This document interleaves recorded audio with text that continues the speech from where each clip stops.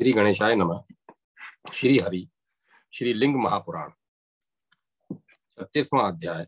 राजा शुक द्वारा विष्णु की आराधना, विष्णु द्वारा शिव भक्तों की महिमा का कथन। नंदीश्वर बोले, हे सनत कुमार जी, उन राजा शुक की आराधना से प्रसन्न होकर देवताओं तथा दैत्यों से पूजित, हाथों में शंख चक्र गदा पद्म धारण किए हुए, पित्त वस्त्र पहने हुए, सभी आभूषणों से सुशोभित एवं मुकुट धारण किए हुए, लक्ष्मी तथा भूमि सहित गरुड़ ध्वज श्रीमान भगवान पुरुषोत्तम ने उन शुक को दिव्य दर्शन दिया। दिव्य दर्शन के अनंतर उन गरुड़ ध्वज भगवान विष्णु देव को प्रणाम करके राजा शुक अत्यंत प्रिय वाणी में उनकी स्तुति करने लगे। आप यदि हैं तथा आप आदि रहित, आप आदि हैं तथा आप आदि रहित भी हैं। आप ही प्रकृति हैं, आप ही जनार्दन हैं, आप ही पुरुष हैं, आप ही जगन्नाथ हैं, आप ही विष्णु तथा आप ही विश्वेश्वर हैं। जो ये पुरुष रूप विश्व मूर्ति पितामह हैं, वे भी आप ही हैं। हे जनार्दन, जो आदि ज्योति है वह आप ही हैं। हे लक्ष्मीकांत, हे भूपते, आप ही परमात्मा तथा आप ही परम धाम हैं। तमोगुण से संलिप्त भगवान रुद्र आपके क्रोध से आविर्भूत हैं तथा आपके ही अनुग्रह से रजोगुण से संपन्न जगत के सृजन करता पितामह ब्रह्मा की उत्पत्ति हुई है। हे काल मूर्ते, हे हरे, हे विष्णु, हे नारायण, हे जगन्नाथ, हे जगन्मय सतव गुण युक्त साक्षात पुरुषोत्तम विष्णु भी आपके ही अनुग्रह से अधिष्ठित हैं। हे विश्वमूर्ते, हे महेश्वर, महंत पंच महाभूतादि पांच तन मात्राएं, पांच कर्मेंद्रियां तथा पांच ज्ञानेन्द्रियां एवं मन ये सब आपके ही द्वारा अधिष्ठित है। हे महादेव, हे जगन्नाथ, हे पितामह, हे जगत गुरु, हे देव देवेश, हे परमेश्वर, आप प्रसन्न होइए, प्रसन्न होइए। हे शरणागत को शरण प्रदान करने वाले जगन्नाथ, हे वेंकुट, हे शौर्य, हे सर्वज्ञ, हे वासुदेव, हे महाभुज, आप प्रसन्न होइए। हे संकर्षण, हे महाभाग, हे प्रद्युम्न, हे पुरुषोत्तम, हे अनिरुद्ध, हे महाविष्णु, हे विष्णु, आपको सदा नमस्कार है। हे विष्णु, हजार फनों से युक्त तमो मूर्ति स्वरूप पृथ्वी को धारण करने वाले ऐश्वर्य संपन्न शेषनाग आपके दिव्य तथा अव्यक्त आसन के रूप में अधिष्ठित हैं। हे देवेश, हे सुवर्त, इस आसन के नीचे पाद के रूप में साक्षात धर्म, ज्ञान, वैराग्य तथा ऐश्वर्य विराजमान है। हे विभो, सातों पाताल आपके चरण रूप में, पृथ्वी जांग के रूप में, सातों समुद्र वस्त्र के रूप में, दिशाएं विशाल भुजाओं के रूप में, अंतरिक्ष मस्तक के रूप में, आकाश नाभि के रूप में, वायु नासिका के रूप में, दोनों नेत्र सूर्य चंद्र के रूप में, बाल मेघों के रूप में तथा नक्षत्र तारे और संपूर्ण गगन मंडल आपके गले के आभूषण के रूप में अधिष्ठित है। आप पुरुषोत्तम हैं और परम पूज्य हैं। आप देवेश्वर की स्तुति मैं किस प्रकार करूं? आपके विषय में जैसा सुना तथा कहा गया है, उसी दिव्य भाव को मैंने श्रद्धा पूर्वक स्तुति रूप में कह दिया। हे ईश, हे नारायण, मेरी अभिलाषा के लिए मुझे क्षमा कीजिए, आपको नमस्कार है। नंदीश्वर बोले, जो मनुष्य शुभ के द्वारा की गई सर्व पाप नाशिनी इस विष्णु स्तुति को भक्ति पूर्वक पढ़ता है या सुनता है अथवा ब्राह्मणों को सुनाता है, वह विष्णु लोक को प्राप्त होता है। इस प्रकार इंद्र आदि के द्वारा स्तुत किए जाने वाले अपराजय परमेश्वर विष्णु की भक्ति पूर्वक स्तुति करके उनके चरणों में मस्तक झुकाकर प्रणाम करके उनकी ओर कातर दृष्टि से देखते हुए शुप ने कहा। राजा बोले, हे भगवान, दधीच नाम से लोक प्रसिद्ध एक धर्मज्ञ तथा विनीत आत्मा वाले ब्राह्मण हैं, जो पहले मेरे मित्र थे। शिव जी की आराधना में सदा तत्पर रहने के कारण उनकी कृपा से वे सभी से अवध्य थे। हे देवेश,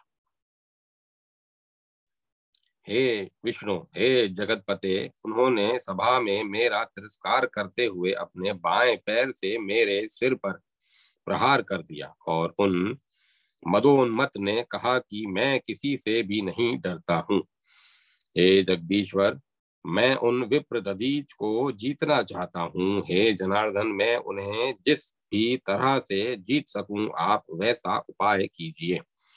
नंदीश्वर बोले, इस प्रकार उन विष्णु ने भी महात्मा दधीच के अवधत्व को जानकर तथा भगवान शिव के अतुलित प्रभाव को स्मरण करके ब्रह्मा जी की छींक से उत्पन्न शुप से कहा, हे राजेंद्र, महेश्वर की भक्ति को प्राप्त विप्रों को किसी प्रकार का भय नहीं रहता।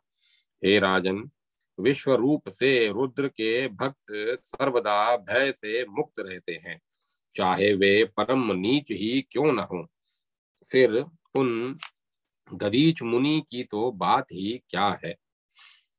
हे महाभाग, हे भूपते, अतः अब आपके विजय की आशा नहीं है।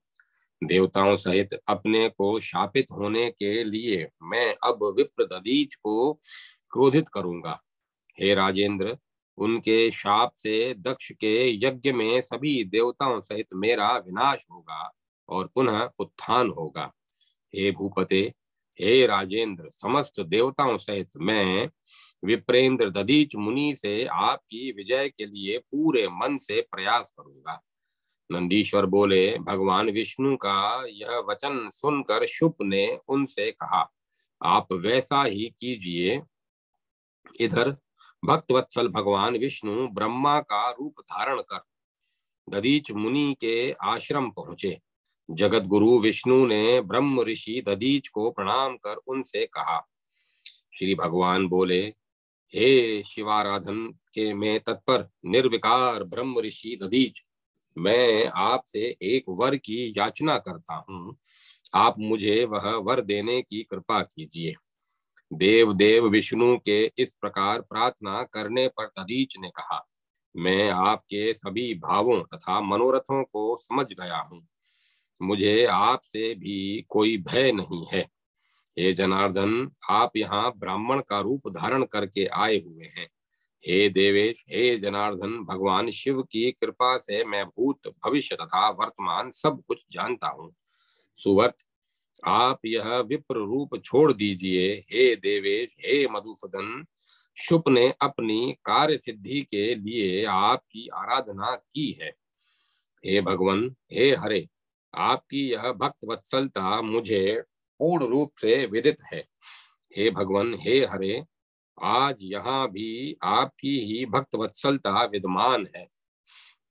हे भगवान, हे वरदाता, हे कमल नयन, यदि आपका ऐसा भक्त वात्सल्य है तो आप सोच समझ कर यह बताइए कि मुझ शिवाराधन तत्पर व्यक्ति को आपसे क्या भय हो सकता है।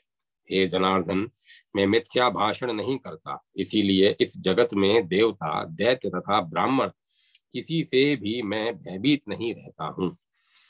नंदी कहते हैं, हे सनत कुमार, दधीच का वह वचन सुनकर उसी क्षण ब्राह्मण रूप छोड़कर विष्णु ने अपना रूप धारण कर लिया और हंसकर दधीच से कहा, हे श्री भगवान बोले, हे सुवर्त, हे दधीच, क्योंकि आप सर्वज्ञ हैं तथा शिवार्चन में रत रहने वाले हैं, इसीलिए आपको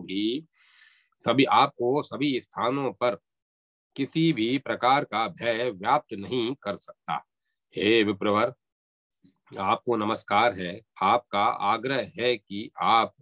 मेरा आग्रह है कि आप एक बार सभा में शुभ से बोल दीजिए कि मैं आपसे डरता हूँ। इस प्रकार विष्णु भगवान का यह विनय तथा प्रीति युक्त वचन सुनकर महामुनि दधीच ने देवों में श्रेष्ठ उन विष्णु से कहा, मैं साक्षात पिनाकधारी सर्वज्ञ सर्व देव देव महादेव शिव के अनुग्रह से किसी से भी नहीं डरता। तत्पश्चात उन मुनि दधीच का वचन सुनकर भगवान विष्णु क्रोधित हो उठे और उन्होंने मुनि श्रेष्ठ दधीच को दग्ध करने की इच्छा से अपना चक्र उठाया। शूप के सामने ही मुनि दधीच के प्रभाव से विष्णु का सुदर्शन चक्र कुंठित हो गया। कुंठित अग्र भाग वाले सुदर्शन चक्र को देखकर वे दधीच मुस्कुराकर सत असत के अवभाषक चक्रधारी विष्णु से कहने लगे, हे भगवान, हे विष्णु, पूर्व काल में आपको भी अत्यंत प्रयत्न पूर्वक शिव कृपा से ही यह अति भयावह सुदर्शन नामक शुभ चक्र प्राप्त हुआ है। अतः यह चक्र मुझ शिव भक्त को नहीं मार सकता। अब आप ब्रह्मास्त्र आदि अन्य अस्त्रों से मुझे मारने का प्रयास कीजिए। नंदीश्वर बोले, हे सनत कुमार, दधीच का वह वचन सुनकर तथा अपने अस्त्र को निस्तेज देखकर विष्णु जी ने समस्त प्रकार के अस्त्र उत्पन्न किए और वे चारों ओर से उनके ऊपर प्रहार करने लगे। महान बलशाली शाश्वत भगवान देवता लोग भी उस एकमात्र ब्राह्मण से युद्ध करने में प्रवृत्त उन विष्णु की सहायता करने में तत्पर हो गए। तब वज्रतुल्य हड्डियों वाले इंद्रिय जीत दधीच ने एक मुट्ठी कुश लेकर भगवान शिव का स्मरण करते हुए सभी देवताओं के ऊपर फेंक दिया। वह कुश कालाग्नि के तेज के समान दिव्य त्रिशूल बन गया। उस समय दूसरी प्रलयाग्नि के तुल्य प्रतीत होने वाले दधीच ने सभी देवताओं को भस्म कर देने का निश्चय कर लिया। हे मुने, इंद्र तथा विष्णु आदि देवताओं ने जो जो अस्त्र दधीच के ऊपर छोड़े थे वे सब उस त्रिशूल को प्रणाम करने लगे। हे द्विजश्रेष्ठ, यह देखकर सभी देवता पराक्रम शून्य हो गए तथा व्याकुल होकर पलायन करने लगे। तब पुरुषोत्तम भगवान विष्णु ने अपने शरीर से अपने ही तुल्य करोड़ों दिव्य गण उत्पन्न किए।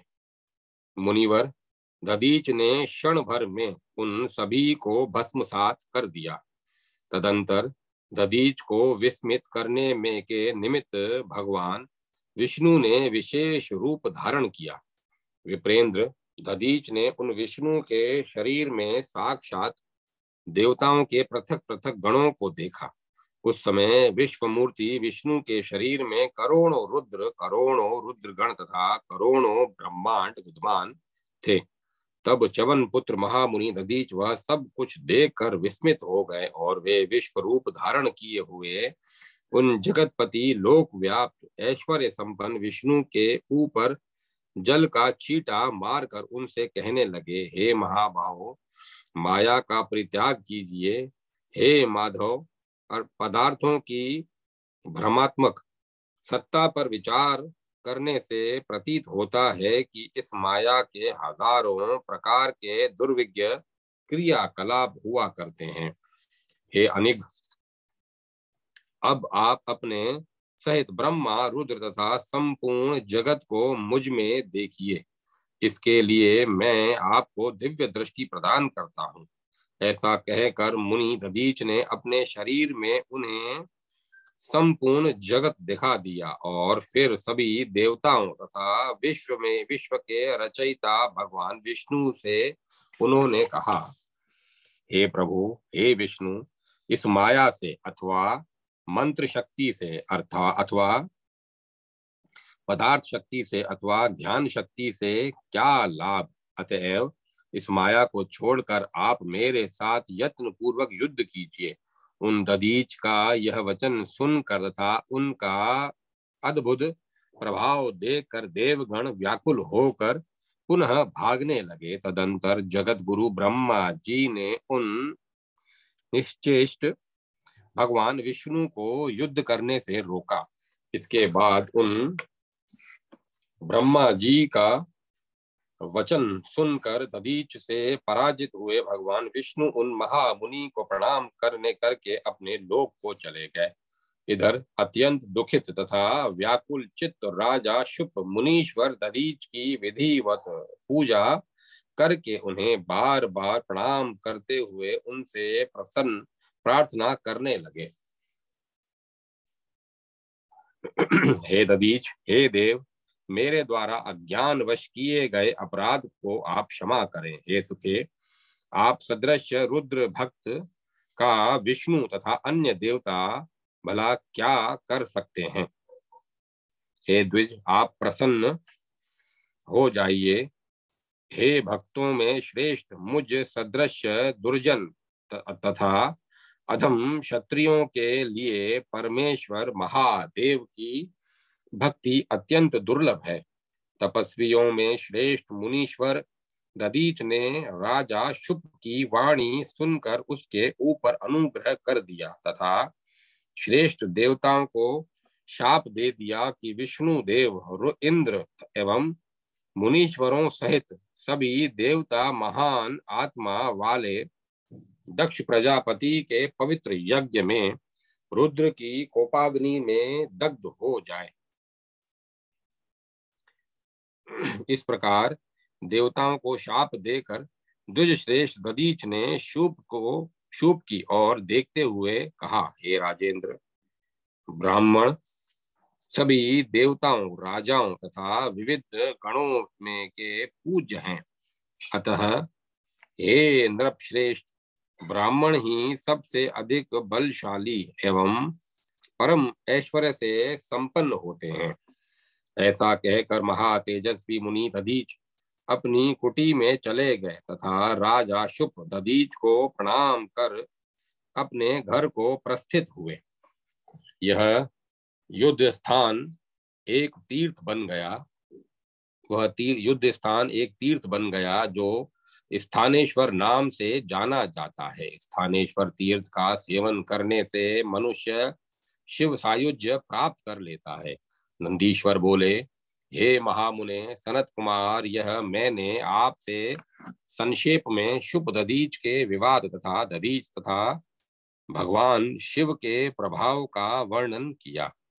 जो मनुष्य शुभ तथा दधीच के इस दिव्य विवाद का पठन करता है वह अपमृत्यु को जीत कर देह का अंत होने के अनंतर ब्रह्म लोक को प्रस्थान करता है। जो कोई भी इसका पाठ करके युद्ध स्थल में प्रवेश करता है उसे मृत्यु से किसी प्रकार का भय नहीं रहता और वह संग्राम में सदा विजेता सिद्ध होता है।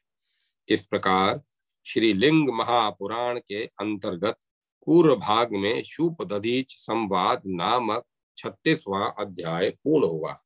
37वां अध्याय नंदी के जन्म का वृतांत, ब्रह्मा तथा विष्णु का परस्पर संवाद और शिव द्वारा दोनों पर अनुग्रह करना। सनत कुमार बोले, हे नंदीश्वर, आपको पार्वती पति महादेव का सानिध्य कैसे प्राप्त हुआ? हे प्रभु, मैं इससे संबंधित संपूर्ण वृतांत सुनना चाहता हूँ, आप उसे बताएं। नंदी कहते हैं, हे महामुने, मेरे पिता शिलाद को एक बार संतान की कामना उत्पन्न हुई और उन्होंने अंधे होने पर भी दीर्घ काल तक कठोर तपस्या की। तपस्या में रत उन मेरे पिता के तप से प्रसन्न होकर वज्रधारी इंद्र ने शिलाद से कहा, मैं तुम पर अति प्रसन्न हूं, अतएव वर मांगो। तब देवताओं समेत सहस्त्र नेत्र देवेंद्र को प्रणाम करके मुनि श्रेष्ठ शिलाद ने दोनों हाथ जोड़कर उनसे कहा। शिलाद बोले, हे भगवान, हे असुर दलन, हे सहस्त्र नयन, हे वरप्रद, हे सुवर्त, मैं आयोनिज तथा अमर पुत्र चाहता हूँ। इंद्र बोले, हे विप्रवर, मैं तुम्हें आयोनिज तथा मरण धर्मा पुत्र का वर दे सकता हूँ, क्योंकि मरणहीन तो कोई भी नहीं है। हे महामुने, आयोनिज तथा मृत्यु से हीन पुत्र तो तुम्हें भगवान ब्रह्मा भी नहीं दे सकते, क्यों उन्हें अन्य लोगों की तो बात ही क्या है। साक्षात वे परमेश्वर ब्रह्म देव भी मृत्युहीन नहीं है। महान तेजस्वी ब्रह्मा भी योनिज हैं, क्योंकि उनकी भी उत्पत्ति अंड अथवा तथा कमल से हुई है। वे प्रभु ब्रह्मा महेश्वर एवं भवानी के पुत्र हैं। उनकी भी आयु 2 परार्ध के बराबर कही गई है। प्रथम परार्ध में हजारों करोड़ों कल्प भी ब्रह्मा के दिन के रूप में व्यतीत हो चुके हैं, और द्वितीय परार्ध में उतने ही कल्प शेष हैं। अतएव हे विप्रेंद्र, आयुनिज तथा मृत्युहीन पुत्र की आशा प्रयत्न पूर्वक छोड़ दीजिए और अपने तुल्य पुत्र ग्रहण कीजिए। नंदीश्वर बोले, उनका यह वचन सुनकर शिलाद नाम से लोक विख्यात मेरे पुण्यात्मा पिता ने शचीपति इंद्र से पुनः कहा। शिलाद बोले, हे भगवान, हे महेंद्र, मैंने पूर्व काल में उन ब्रह्मा के पूर्वोत्पन्न नारद नामक पुत्र द्वारा ऐसा कहते हुए सुन रखा है कि ये ब्रह्मा अंड कमल और शिव जी के अंग से उत्पन्न है। तो ये महाभावो, मुझे आप शीघ्र बताइए कि ऐसा कैसे है। दक्ष प्रजापति तो पद्म योनि ब्रह्मा जी के पुत्र हैं। इस प्रकार दक्ष की पुत्री हिरण्यगर्भ ब्रह्मा जी की पौत्री हुई। तो फिर वे प्रभु ब्रह्मा उन दक्षायणी के पुत्र कैसे हुए। इंद्र बोले, हे विप्र, इस स्थिति में आपका संदेह करना युक्तिपूर्ण है, किंतु मैं आपको इसका कारण बता रहा हूँ। तत्पुरुष नामक कल्प में परमेष्ठी शिव की सृष्टि करने की इच्छा हुई, और उन परमेश्वर ने ध्यान करके कला युक्त ब्रह्मा जी को उत्पन्न किया।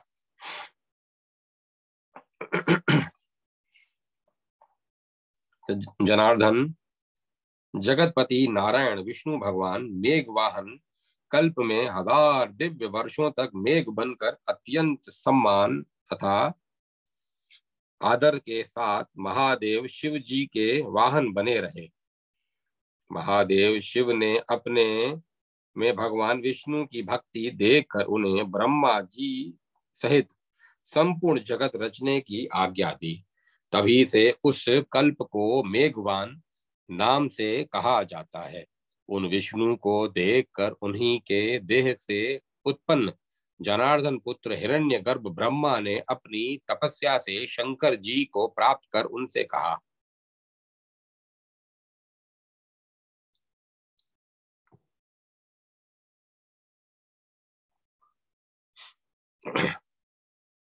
विष्णु आपके वाम अंग से उत्पन्न है तथा मैं आपके दाएं अंग से उत्पन्न हूँ। फिर भी उन विष्णु ने मेरे साथ संपूर्ण जगत की रचना की। यद्यपि जगन में विष्णु ने मेघ बनकर आप देव देव जगत गुरु महेश्वर का दिन रात वहन वहन किया, फिर भी हे विभो, हे शंकर, मैं उन नारायण से भी बढ़कर आपका भक्त हूँ। अतएव हे प्रभु, मेरे ऊपर प्रसन्न होइए और मुझे अपना सर्वात्मत्व प्रदान कीजिए। तत्पश्चात महादेव जी से सर्वात्मत्व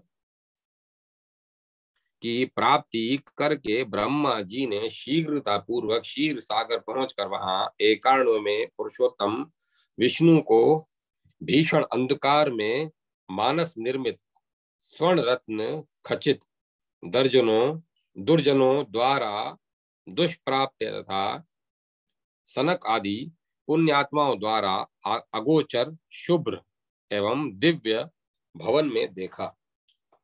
ब्रह्मा जी ने जगत को अपने हृदय में धारण करने वाले, चारों भुजाओं में शंख चक्र गदा पद्म धारण करने वाले, सभी आभूषणों से युक्त, चंद्र मंडल तुल्य आभा वाले,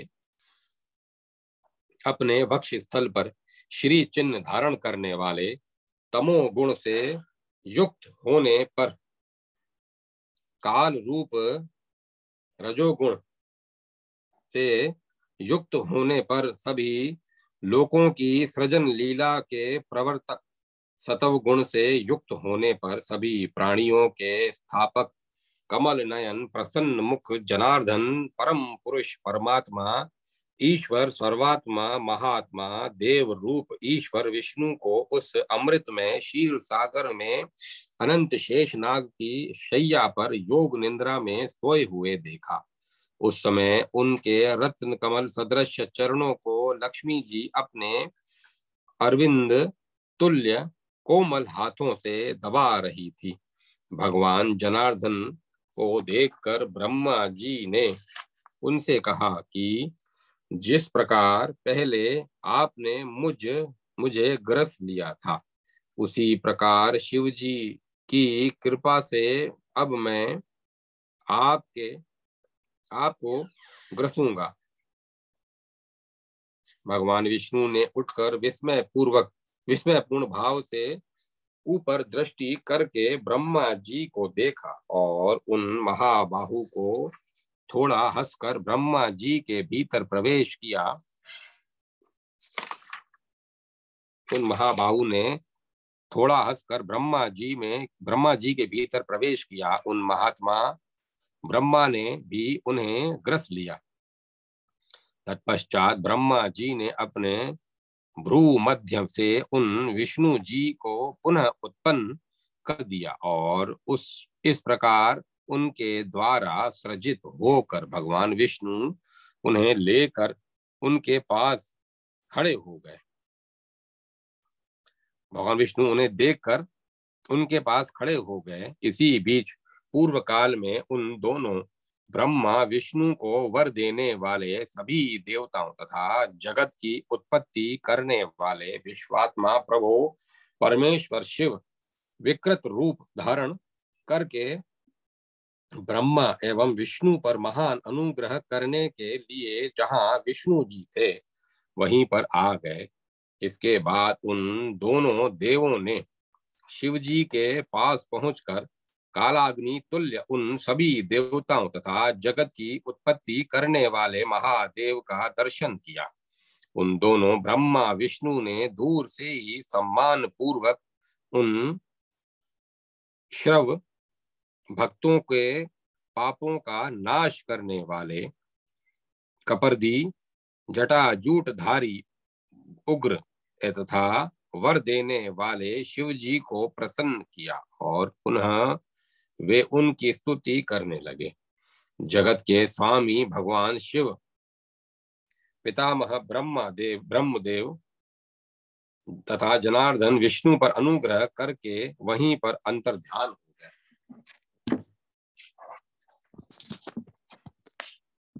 इस प्रकार श्री लिंग महापुराण के अंतर्गत पूर्व भाग में ब्रह्मा जी को वर प्रदान नामक 37वां अध्याय पूर्ण हुआ। 37वां अध्याय पूरा हुआ।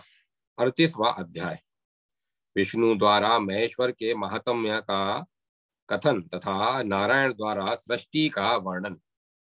नंदीश्वर बोले, तदंतर महेश्वर महादेव के चले जाने पर ब्रह्मा जी से उत्पन्न भगवान विष्णु पद्म योनि पितामह को उद्देश्य करके प्रणाम करके उनसे कहने लगे।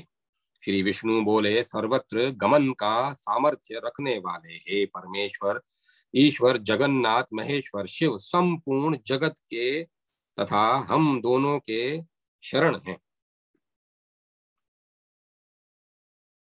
हे ब्रह्मन, मैं महात्मा शिव के वाम अंग से जायमान हूँ तथा स्वयं आप महादेव रुद्र के दाहिने अंग से उत्पन्न हुए हैं। अतएव इस विषय में सम्यक विचार कर ऋषियों ने मुझे प्रधान तथा प्रकृति एवं आपको अव्युक्त तथा अज तथा पुरुष कहा है। इस प्रकार अविनाशी ईश्वर महादेव को हम दोनों का भी कारण तथा संपूर्ण जगत का स्वामी कहा गया है। उन देवेश विष्णु का वचन सुनकर उन पद्म योनि ब्रह्मा ने भी वर प्रदान करने वाले पूज्य महादेव जी को बार बार प्रणाम किया तथा उनकी स्तुति की।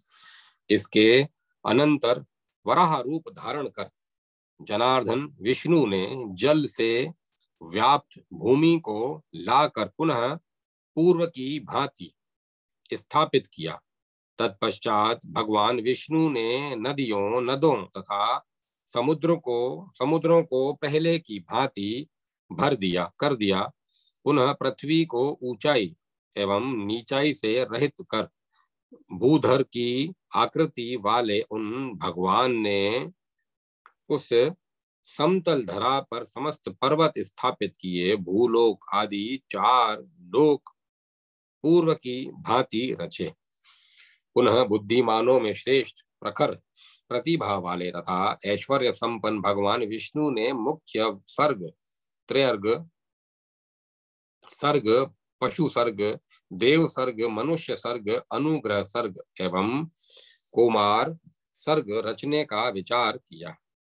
उन विष्णु ने आरंभ में सनक तथा महात्माओं में श्रेष्ठ सनातन का सृजन किया, जो निष्काम ज्ञान योग में प्रवृत्त होकर ब्रह्म स्वरूप को प्राप्त हुए।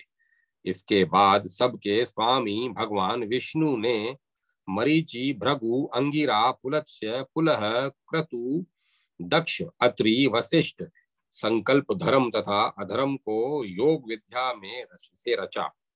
अव्यक्त जन्मा ब्रह्मा जी की ये ही 12 संतानें हैं।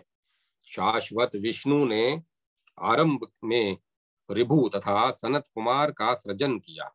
पूर्व में उत्पन्न वे दोनों कुमार उधर्वरेता दिव्य ब्रह्मवादी सर्वज्ञ सभी प्रकार के भावों से संपन्न तथा ब्रह्मा जी के ही सदृश थे। हे शिलाद, इस प्रकार मुख्य आदि स्वर्गों की सृष्टि करके विश्व की रचना करने वाले पद्म योनि विष्णु ने समस्त युग धर्मों को प्रतिष्ठित किया।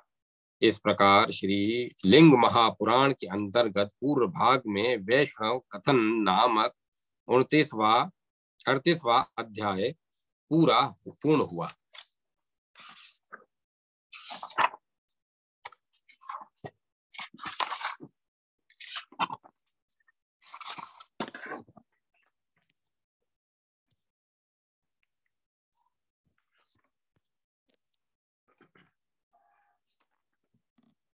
39वां अध्याय सत्ययुग, त्रेता युग तथा द्वापर युग का वर्णन। द्वापर में वेद संहिता के विभाजन का एवं कल्प भेद से विविध पुराणों के अनुक्रम का वर्णन।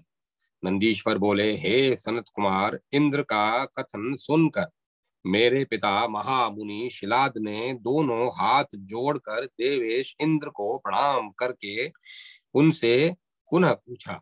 शिलाद बोले, हे भगवान, हे शक्र, हे सर्वज्ञ, हे देवन नमस्कृत, हे सर्वदेव नमस्कृत, हे शचीपते, हे जगन्नाथ, हे सहस्त्राक्ष, हे महेश्वर।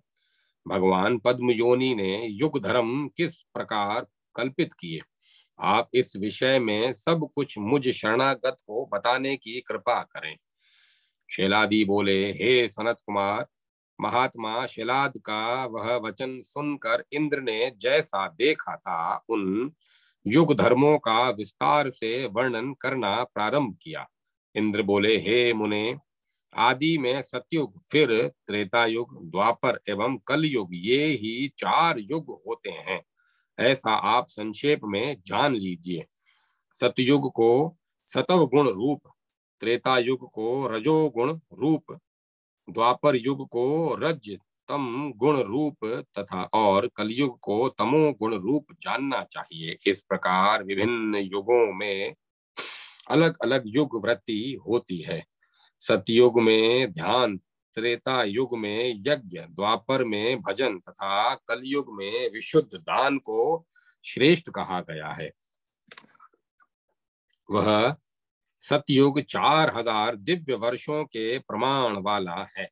उसकी संध्या 400 दिव्य वर्षों की होती है तथा उसका संध्यांश भी उसी प्रकार 400 दिव्य वर्षों का होता है। हे शिलाद, हे सुवर्त, इस सतयुग में प्रजाओं की आयु 4000 मनुष्य वर्ष के बराबर जानिए। सतयुग तथा उसके संध्यांश बीत जाने पर समग्र युग धर्म का एक चरण घट जाता है। पुनः उत्तम त्रेता युग प्रवृत्त होता है जो 3000 दिव्य वर्षों का होता है। सतयुग में के आधे प्रमाण के बराबर द्वापर को जानिए तथा उसके द्वापर के आधे के बराबर कलयुग को प्रमाण कहा जाता है। हे मुने, इसी तरह त्रेता की संध्या 300 दिव्य वर्ष, द्वापर की संध्या 200 दिव्य वर्ष और कलयुग की संध्या 100 दिव्य वर्ष की होती है। सभी का संध्यांश भी संध्या काल के समान ही जानना चाहिए। प्रत्येक कल्प में आने वाले युगों में यही स्थिति होती है। सनत कुमार, धर्म आरंभ के सतयुग में 4 चरणों वाला, त्रेता में 3 चरणों वाला, द्वापर में 2 चरणों वाला तथा कलयुग में मात्र 1 चरण वाला होकर अधिष्ठित रहता है।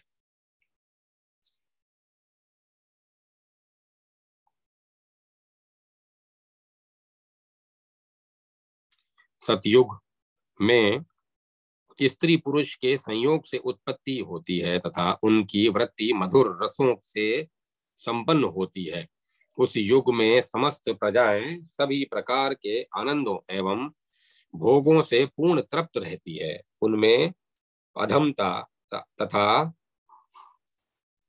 उत्तमता का कोई भेद नहीं रहता और सभी प्रजाएं शुभ लक्षणों से संपन्न रहती हैं। उस सतयुग में वे प्रजाएं समान आयु, सुख तथा रूप वाली होती हैं। उनमें परस्पर द्वेष, द्वंद्व एवं अवसाद नहीं रहता, अपितु वे एक दूसरे से प्रेम करती हैं।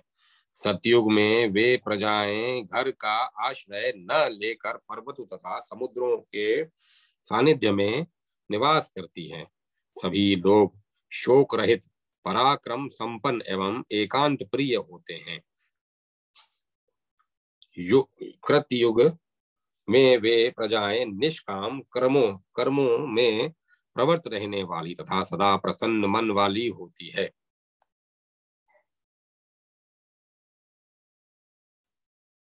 वे कर्मों के पाप और पुण्य की भावना से रहित होती हैं।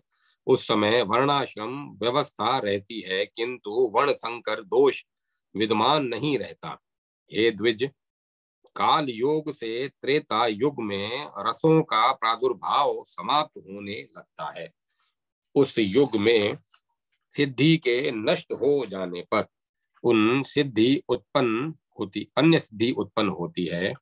जल की अल्पता हो जाने पर भगवान मेघात्मा गर्जन युक्त मेघों के माध्यम से जल बरसाते हैं और एक बार में ही उस वृष्टि से पृथ्वी तल में के संयुक्त हो जाने पर वृक्ष उत्पन्न हो जाते हैं। इस प्रकार वे वृक्ष ही प्रजाओं के ग्रह रूप बन जाते हैं। उन प्रजाओं की संपूर्ण वृत्ति तथा उपभोग उन्हीं वृक्षों पर आश्रित रहता है। इस प्रकार त्रेता युग के आरंभ में प्रजाएं जीवन यापन संबंधी सभी व्यवहार उन्हीं वृक्षों पर आश्रित होकर करती है। तत्पश्चात अधिक समय बीतने पर उनके बुद्धि विपर्य से उन प्रजाओं में अकस्मात राग तथा लोभ से युक्त भाव उत्पन्न हो जाते हैं। उन प्रजाओं में उस समय उत्पन्न उस विपर्य के कारण उनके ग्रह संज्ञक सभी वृक्ष नष्ट हो जाते हैं। तब उन वृक्षों के नष्ट हो जाने पर मैथुन से उत्पन्न वे प्रजाएं भ्रमित हो जाती हैं। इसके बाद सत्य का चिंतन करने वाले वे प्रजागण उस सिद्धि का फिर से ध्यान करते हैं। इस प्रकार ध्यान के फल स्वरूप उनके ग्रह संज्ञक वे वृक्ष फिर से उत्पन्न हो जाते हैं। वे वृक्ष प्रजाओं के लिए वस्त्र, भूषण तथा नानाविध फल उत्पन्न करते हैं। उनके लिए उन वृक्षों के पत्ते पत्ते में गंध, वर्ण, रस से युक्त शक्तिवर्धक तथा अमाक्षिक मक्षिका रहित मधु पैदा होता है। उसी मधु से प्रजाएं सुख पूर्वक सदा जीवन व्यापन करती हैं और वे उसी सिद्धि से संताप रहित होकर सर्वदा हष्ट पुष्ट रहती हैं। तत्पश्चात कालांतर में वे प्रजाएं पुनः लोभ के वशीभूत होकर बल पूर्वक उन वृक्षों अथवा माक्षिक मधु का हरण करती हैं।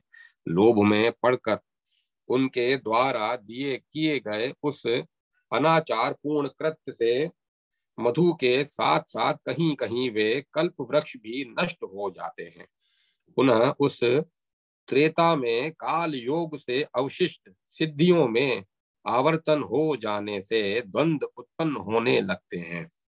पुनः तीव्र शीत, वर्षा तथा आतप से प्रजाएं अत्यंत दुखित हो जाती हैं और इन द्वंद्वों से पीड़ित प्रजाएं अपने आवरण का उपाय करने लगती हैं। द्वंद्वों से निरंतर प्रतिहत प्रजाएं पर्वतों पर घर बनाने लगती हैं। इसीलिए पूर्व में स्वेच्छाचारिता पूर्ण वे प्रजाएं जो बिना घर के रहती थीं पुनः अपने अनुकूल तथा सर्वाधिकार सुविधाजनक घरों में रहने लगती हैं। मधु के साथ उन कल्प वृक्षों के भी नष्ट हो जाने पर पुनः उन द्वंद्वों के प्रति अपघात करती हुई वे प्रजाएं जीविका उपार्जन का उपाय सोचने लगती हैं। वे प्रजाएं पुनः जब विवाद से व्याकुल तथा भूख प्यास से पीड़ित हो जाती हैं तब त्रेता युग में उनमें सिद्धि का प्रादुर्भाव पुनः होता है। उनके लिए कृषि कार्य को पूर्णतः सिद्ध करने वाली दूसरी अन्य वृष्टि होती है। वृष्टि जनित वे जल आदि नदियों के रूप में प्रवर्तित हो जाते हैं। सतत वृष्टि होने से नदियां तथा जल के अन्य उद्गम स्थान हो गए। इस प्रकार दूसरे वृष्टि सृजन में नदियों का प्रादुर्भाव हो गया। इस प्रकार पृथ्वी तल पर जो जल बिंदु गिरे उन जलों तथा भूमि के संयोग से अल्प कृष्ट एवं बिना बोए 14 प्रकार के वन्य तथा ग्राम्य वन एवं ग्रामीण क्षेत्रों में उगने वाली औषधियां उत्पन्न हो गईं। ऋतु संबंधी विभिन्न पुष्प, फल, वृक्ष एवं पौधे उग गए। इस प्रकार ये विभिन्न जाति के वृक्ष तथा औषध उत्पन्न हो गए और उस त्रेता युग में प्रजाएं उन्हीं औषधियों से ही अपना जीवन निर्वाह करने लगी। इसके बाद उन प्रजाओं में हर प्रकार से राग तथा लोभ का उदय हुआ और त्रेता युग के प्रभाव से होने वाली अवशांभाविता के कारण वे प्रजाएं नदी क्षेत्रों तथा पर्वतों का अतिक्रमण करने लगी और वृक्ष, गुल्मों एवं औषधियों का बलपूर्वक पुनः हरण करने लगी। उनके इस विपरीत आचरण से 14 प्रकार की औषधियां विनष्ट हो गईं। अब वे औषधियां पृथ्वी में समा गईं। ऐसा मानकर भगवान विष्णु ने राजा पृथु के रूप में होकर सभी प्राणियों के कल्याणार्थ पृथ्वी पर गाय का दोहन किया। उसी समय से हल के फाल से जुती हुई भूमि में वहां यहाँ वहां औषधियां उत्पन्न होने लगी।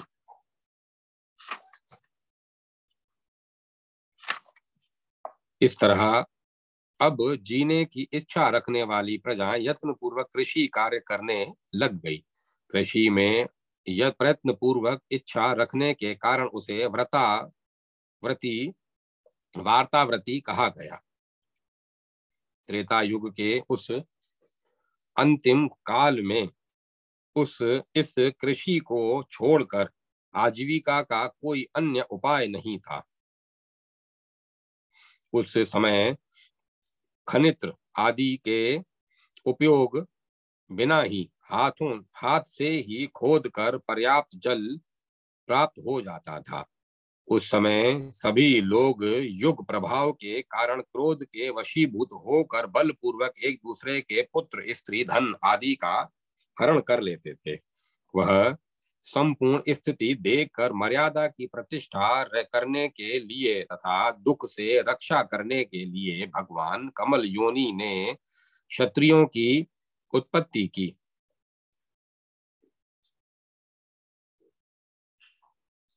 विश्वात्मा भगवान ने अपने तेज से वर्णाश्रम व्यवस्था स्थापित की तथा उन्होंने सर्व स्वधर्मानुसार जीविका द्वारा जीवन का निर्माण परिपालन स्वयं किया।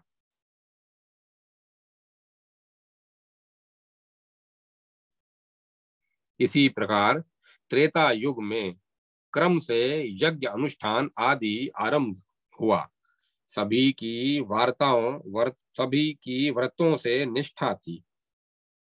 सभी की व्रतों में निष्ठा थी तथा कोई भी मनुष्य पशु यज्ञ नहीं करते थे। उस समय व्यापक दृष्टि वाले भगवान विष्णु ने अपने सामर्थ्य से क्रम पूर्वक यज्ञ संपन्न किए। हे मुने, उस समय द्विज लोग हिंसा न करने वाले की प्रशंसा करते थे। द्वापर में भी लोगों में मन वचन कर्म से बुद्धि भेद उत्पन्न होते हैं। कष्ट पूर्वक कृषि कार्य भी संपन्न होते हैं। उस समय शारीरिक कलेशवश सभी लोगों में लोभ भ्रति वाणिज्य कर्मों में विवाद तथा चित्त कालोक्ष के कारण यथार्थ वस्तुओं के प्रति संदेह उत्पन्न होने लगता है। उस समय शाखाओं के रूप में वेदों का विभाग होता है तथा धर्मों के संकर अर्थात अन्य धर्म की प्रवृत्ति होने लगती है। उस द्वापर में ब्राह्मण आदि वर्णों एवं ब्रह्मचर्य आदि आश्रमों का लगभग विनाश हो जाता है। लोगों में वासना द्वेष राग लोभ तथा मद प्रवृत्त हो जाते हैं। द्वापर आदि कालों में व्यासों के द्वारा एक वेद 4 भागों में विभक्त हो किया जाता है।